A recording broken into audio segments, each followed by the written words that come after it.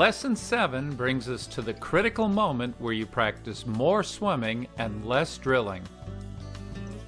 A relaxed, compact recovery is essential to efficiency because it helps channel your energy in the direction you're moving.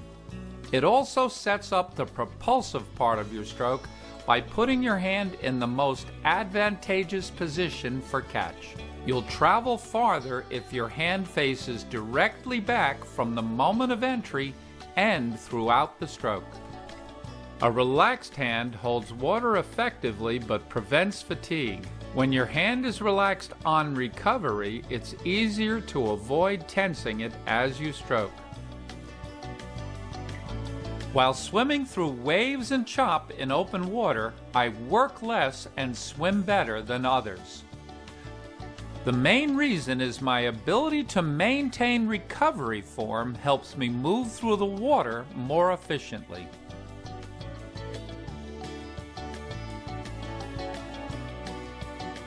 The form I display in rough water was refined and imprinted in calm water during countless hours of mindful practice.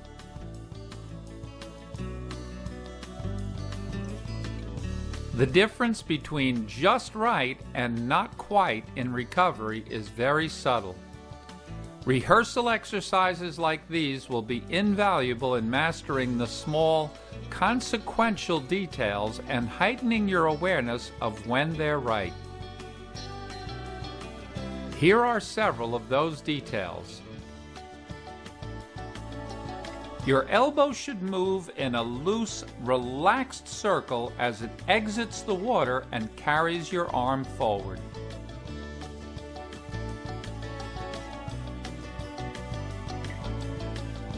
Your elbow should also follow a straight path forward, staying just outside your shoulders.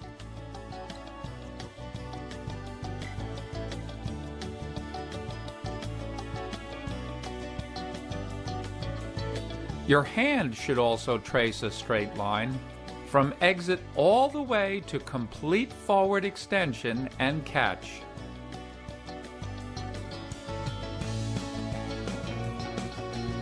Your relaxed hand should barely clear the surface and re-enter without a splash.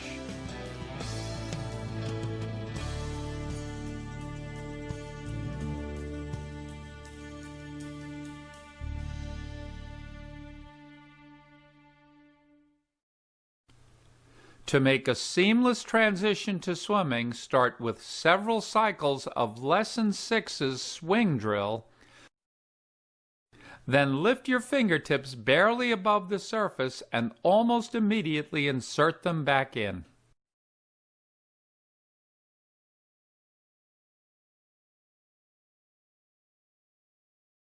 During swing, feel the water's resistance against your immersed hand.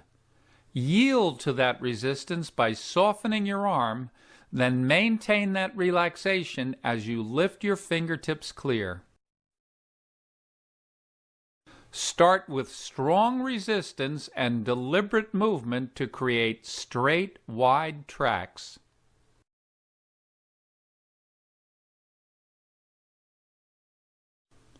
With just your hand immersed, keep mindfully imprinting the wide tracks and straight path.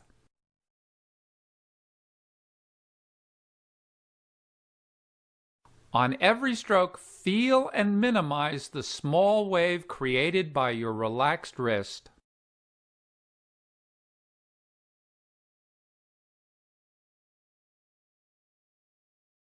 Swim short repeats with your hand immersed for a few strokes, then clear for a few more.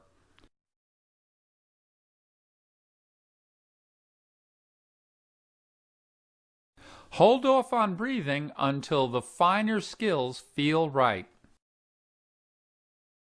At times, sequence wrists submerged, then knuckles, then fingertips before clearing the water.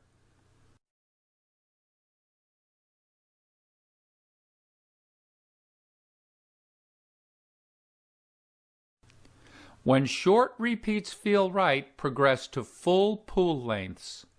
Start with a few cycles of swing, then transition seamlessly to a free-moving recovery that feels the same as your resisted recovery. Try to keep rhythm, relaxation, and direction the same before and after you lift your fingertips clear.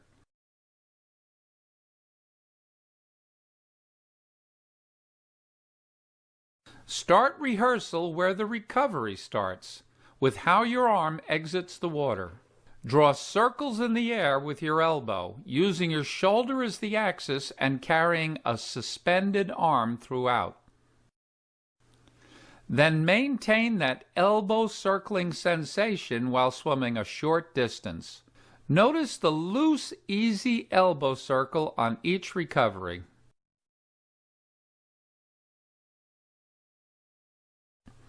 Then circle your other elbow, perhaps leaving fingertips submerged as you do.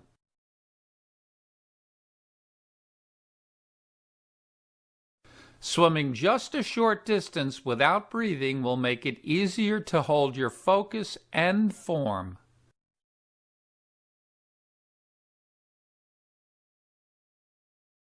This rehearsal should leave you with a relaxed circular swing forward that transfers energy and momentum from one stroke directly to the next. Keep the circle free moving and away from your body.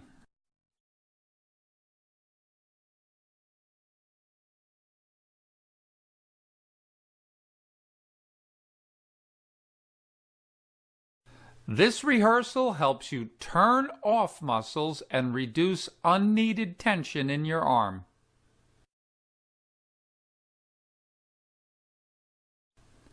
This will increase range of motion to insert your hand cleanly, yet forward of your head.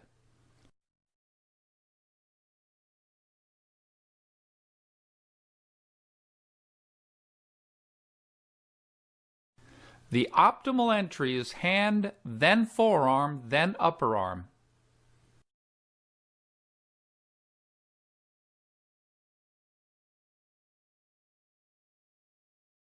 Bring a suspended arm forward in stages. Then feel for tension while moving forward and back.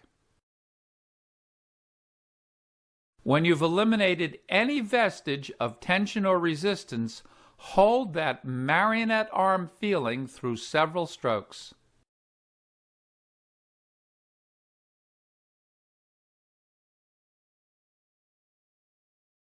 That exercise will prepare you to slice through the surface at an angle like this, optimal both for drawing energy from weight shift and for trapping water before your next stroke. The more water I trap behind hand and forearm after entry, the farther my stroke will propel me.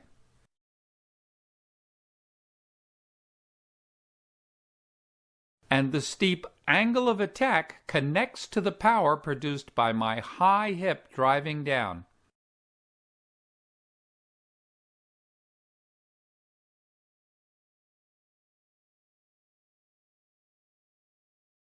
The high hip drives you past the extended hand.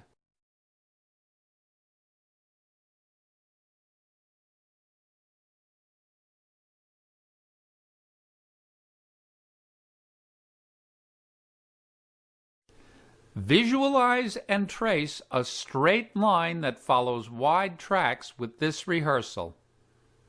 Arms suspended and fingertips at the surface.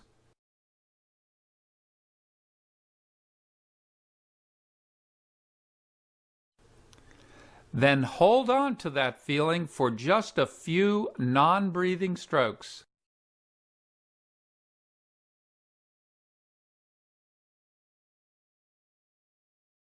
Practice too with alternate arms, slowly retracing a straight, wide line from exit to entry.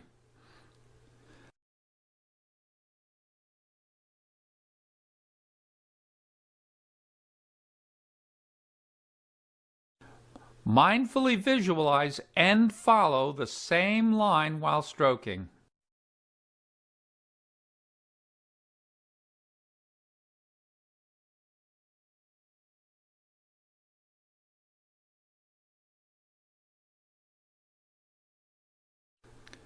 Rehearse and practice to develop a stroke habit of channeling your energy and momentum on each stroke in the direction you're moving.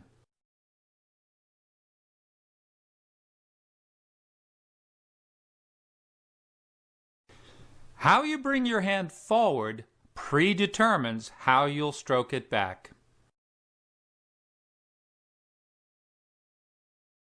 If your hand faces and moves directly back from the entry, your body will move forward as it does.